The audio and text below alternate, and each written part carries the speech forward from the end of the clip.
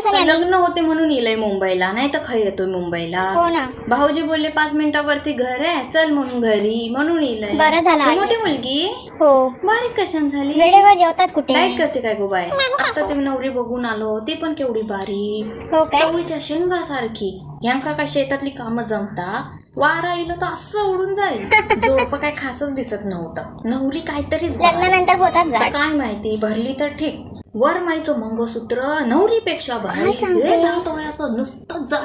परबिनीला तरी खै सांगितलं नाही, सांगितलं त्यांनी. का? मागे भांडणं झाली ना त्यांची, कोण नाही गेलं त्यांच्या घरातून. मुलगी काय करते आता? कॉलेज झालं. कॉलेज झालं, मला जाते आता. कामाक जाते.